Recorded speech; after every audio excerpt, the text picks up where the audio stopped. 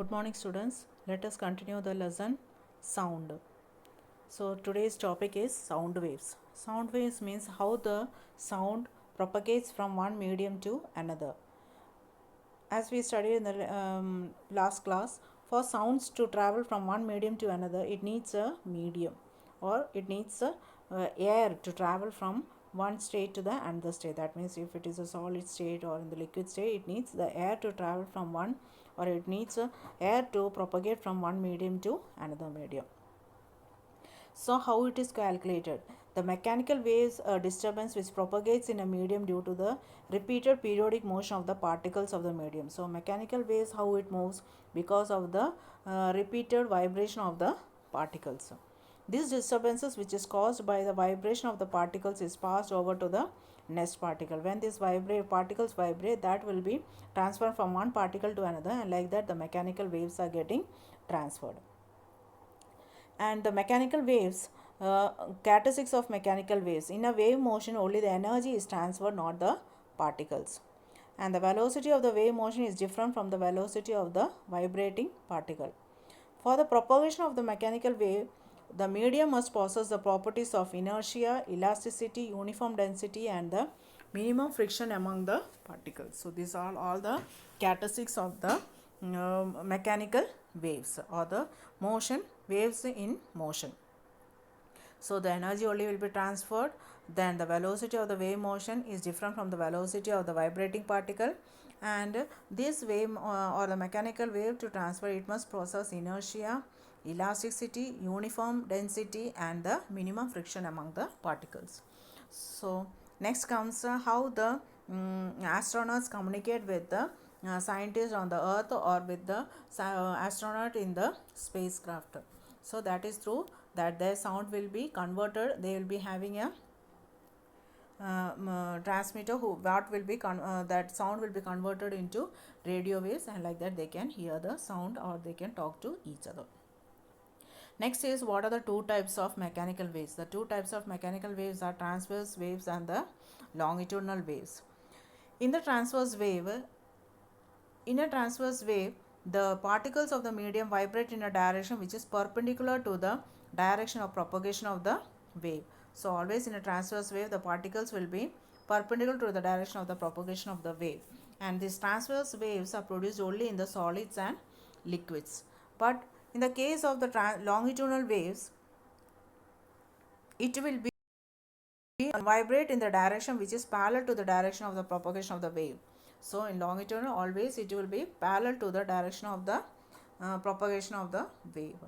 So this is the difference between longitudinal wave and the transverse wave. And this longitudinal wave are produced in solid, liquids, and gas, all the three states of matter. Now next comes the scientific wave formed during earthquake.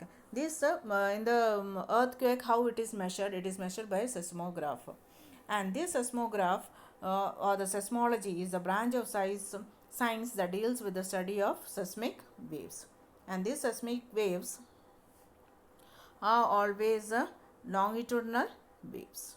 Okay, these seismic waves are always the longitudinal waves. Okay, then properties of sound. What are the different properties of the sound? The first property of the sound is loudness.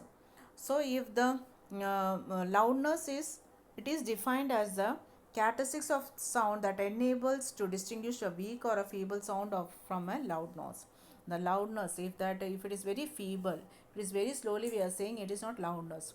From how the high the more strong sound is coming, that is called as loudness, and this loudness depends upon the amplitude. So, and the unit of loudness of sound is decibel. So when a drum is softly beaten, a weak sound is produced. When it is beaten strongly, a loud sound is. If the amplitude increases, only the loudness also increases. That is the first property of a sound. Now what is amplitude? Amplitude is the maximum displacement of the velocity of vibrating particle in a mean position. It is denoted by the amplitude is denoted by meter. Next property of sound is pitch. That means if a high frequency is there, the pitch also will be high. So higher the frequency, the sound, the higher the pitch. The sound produced by a whistle, bell, flute, etc. are called as pitch. Normally, the female's voice will be having high pitch than the man's voice. So, and they are saying that roars of a lion and a beating of a drum, these are all of the pitch, low pitch sound. Now, quality or timbre. If both the instruments are played together in an orchestra and they have the same loudness and pitch also, then too we can identify which instrument is played. That is called as the timbre. Okay. The quality of timbre is the characteristics of sound that enables us to distinguish between two sounds that have same pitch and amplitude. If the same pitch and amplitude is also there, also we can identify from which sound it is coming. So that is called as the timbre. And now the sounds are differentiated into three on the basis of the frequency. That is audible sound. The first one is audible sound, infrasonic sound, and the ultrasound. Audible sound means it will be ranging from 20 Hz to 20,000 Hz, called sonic sound or audible sound. And human ears are cannot hear sounds with frequencies below 20 Hz or above 20,000 Hz. So the above range is called as audible range of sound. Infrasonic sound, a sound with a frequency below 20 Hz is called as subsonic or infrasonic sound. A sound with a frequency below 20 Hz are called as subsonic or infrasonic sound. Humans cannot hear the sound of this frequency, but some animals like dog, dolphins, etc. can hear. So if it is coming more than 20 Hz to 20,000 Hz, it is called as ultrasonic sound.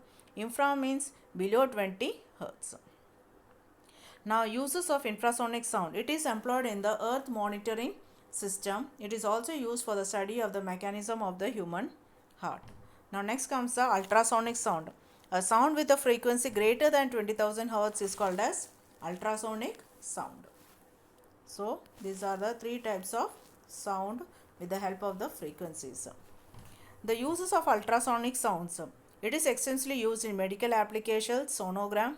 It is used in the sonar system to detect the depth of the sea and to detect the enemy submarines.